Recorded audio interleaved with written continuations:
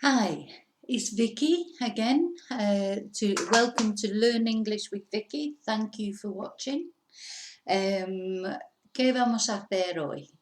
What we're going to do today? Today we're going to look at how to say I in English. So la palabra en español que es I, por ejemplo, hay un perro o hay un gato, etc. Vamos a aprender a decirlo en inglés. So, primero vamos a ver si puedes ver esto, que ya. So, arriba tenemos la palabra I. Eso es en español, ¿vale? Claro. Y después, así es como decimos en inglés esta palabra. So, there is, there is, I, positivo. There is not, that's no I. Y con contracción, there isn't. So, there is, positive. There is not, or there isn't, negative. Okay? Singular, ¿vale? Eso es una cosa que en inglés hay singular y plural, pero en español no hay singular y plural de hay. Okay, plural. There are. Hay dos perros, yeah? There are two dogs. Positivo. Negative. There are not. Or, with the contraction, there aren't. And then interrogative. Is there? Yeah, I. When you're asking a question, para una pregunta. Is there not? Negative, interrogative. Or isn't there? Negative, interrogative with contraction. Then, plural, are there? Are there? And negative, are there not? Aren't there? Okay, so you can see that in English it's a little bit complicated. I can't get it correct for the camera.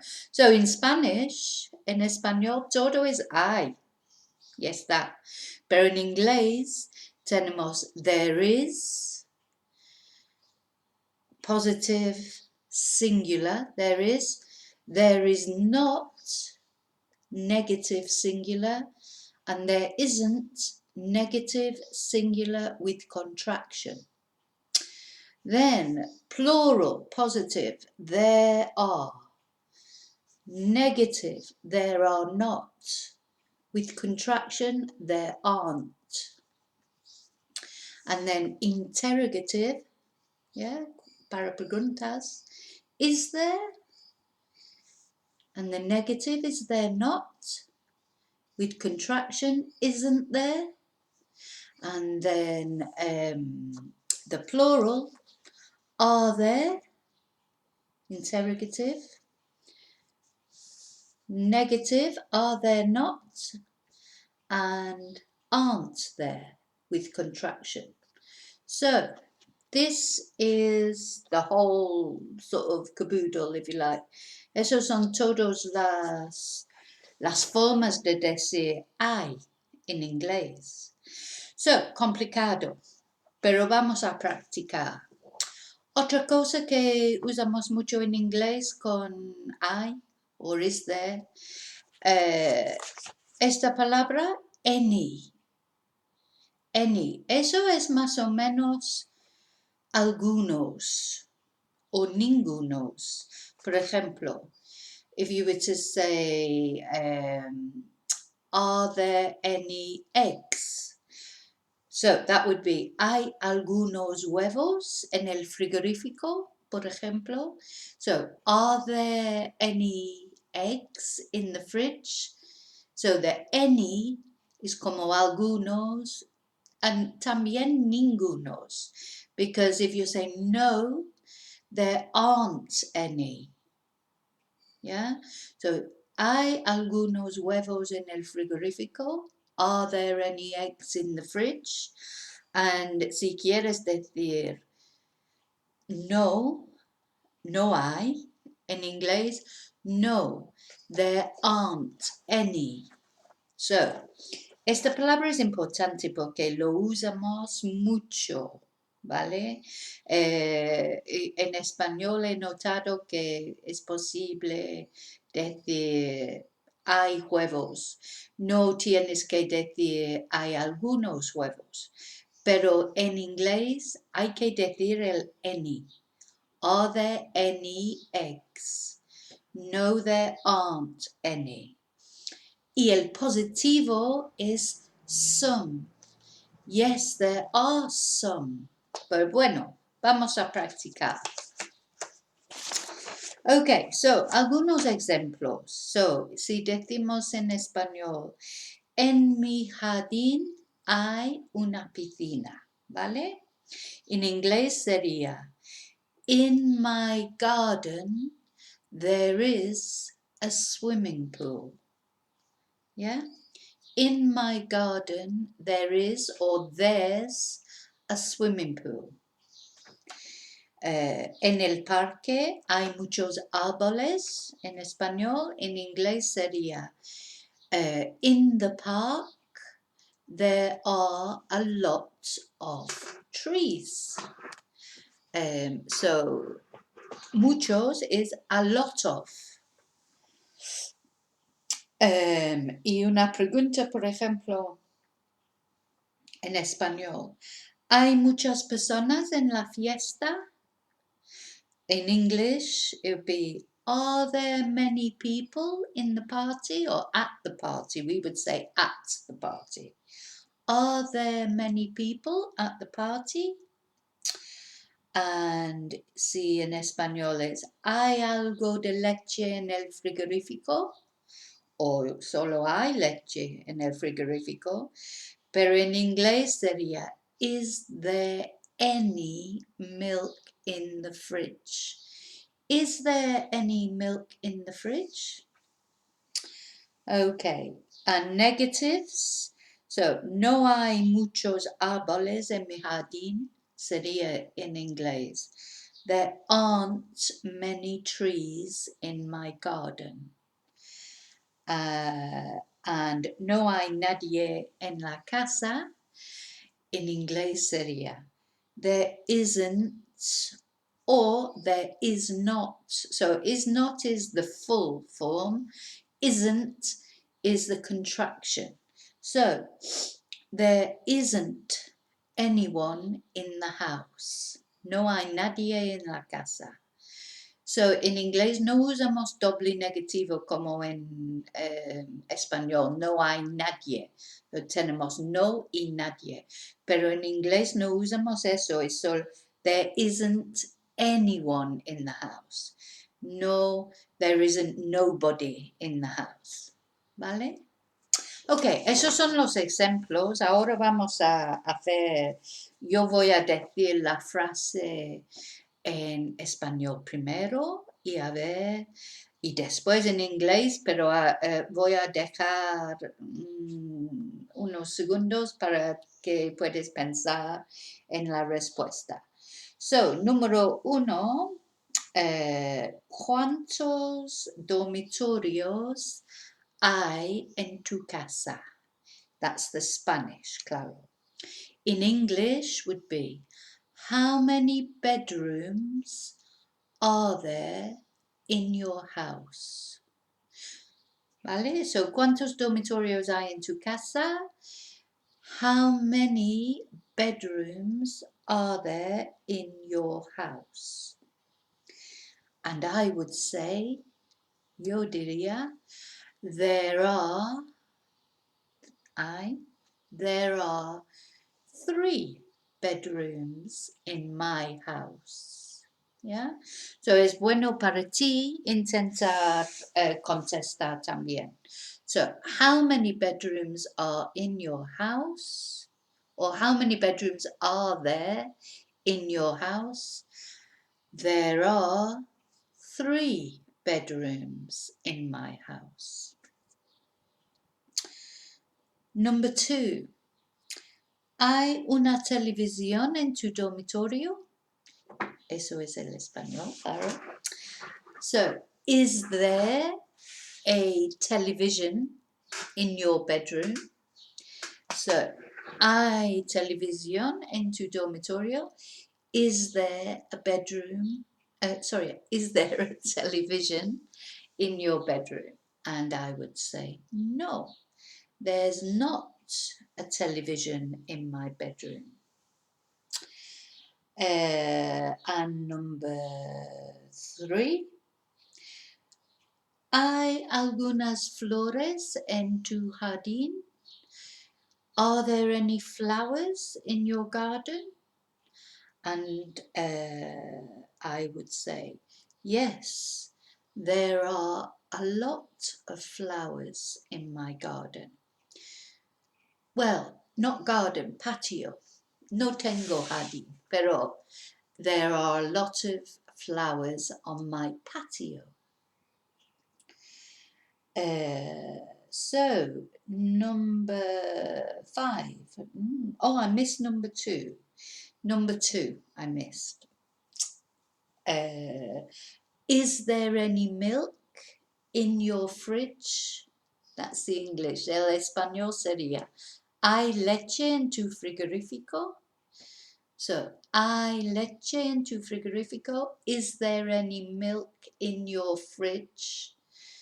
And I would say, yes, there is milk in my fridge.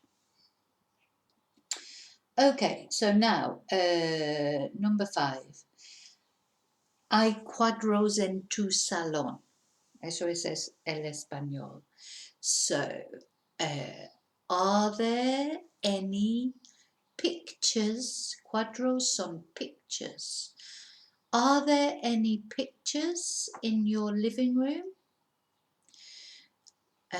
So, salón is living room. Are there any pictures in your living room? And I would say, yo diría, yes, there are 4 pictures in my living room. Okay. Number 7. So in Spanish, ¿cuántos árboles hay en tu jardín? So in English, it will be, how many trees are there? How many? So cuántos is how many. How many trees, árboles, are there in your garden? How many trees are there in your garden? And I would say, there are no trees in my garden. There are no trees in my garden. Or, there aren't any trees in my garden. Okay, number 8, in Spanish, the question, ¿hay algunos restaurantes buenos cerca de tu casa? So, in English, that would be, are there any good restaurants near your house? Yeah, are there any good restaurants near your house? And I would say, yes, there are a lot of good restaurants near my house. Pero ahora mismo están cerrados. Pero bueno, but yes, there are a lot of good restaurants near my house. Okay, so number 9. Hay muchos libros en tu casa. Okay, that's the Spanish. Hay muchos libros en tu casa. So that'd be, are there many books in your house? Are there many books in your house? And I would say, yes, there are many books in my house. Or, yes, there are a lot of books in my house. Number 10. The question in Spanish is, ¿Hay un coche delante de tu casa? So, that would be in English. Is there a car in front of your house? So, is there a car in front of your house? And I would say, no, there isn't a car in front of my house. There is a van. So there isn't a car in front of my house. There's a van. Una furgoneta. No tengo coche, tengo furgoneta. Okay, and then number 11. ¿Qué hay en tu mesita de noche? Yeah, that's the Spanish. ¿Qué hay en tu mesita de noche? So in English it'd be, what is there? What is there on your bedside table? What is there on your bedside table? And I would say, on my bedside table there is a lamp, una lámpara, a lamp, and a bottle of water. So on my bedside table there is a lamp and a bottle of water. Okay, number 12. Right, so trying to make a negative question here. So in español sería, ¿no hay bolígrafos en el cajón? Yeah, so in English that would be, aren't there any pens in the drawer? Aren't there any pens in the drawer? So bolígrafos is pens. Cajón is drawer. It's spelt D-R-A-W-E-R, pero se pronuncia draw, not drawer, ¿vale? No así, draw. So hay muchas letras que no pronunciamos en esta palabra. So draw, cajón, draw, pero se escribe D-R-A-W-E-R. So, la pregunta sería, ¿no hay bolígrafos en el cajón? And I would say, sí, hay bolígrafo. Oh, God, I'm going into Spanish. Aren't there any pens in the drawer? And I would say, yes, there are pens in the drawer. In my drawers anyway, so there are always pens. Okay, so buena idea sería repetir las preguntas y contestar tú. Yo he contestado para mí, pero claro, tú puedes intentar contestar para ti. Si hay algo que no comprendes o que si me quieres preguntar algo, déjame comentario o mándame un email y yo contesto con las dudas, ¿vale? Okay, so thank you for watching. I hope the video is useful. Espero que sea útil el video. If you enjoyed the video, please give me a thumbs up down below. And if you want to see future videos, please press subscribe. Okay, so quédate en casa, stay safe, and I'll see you in the next video. Thank you. Bye.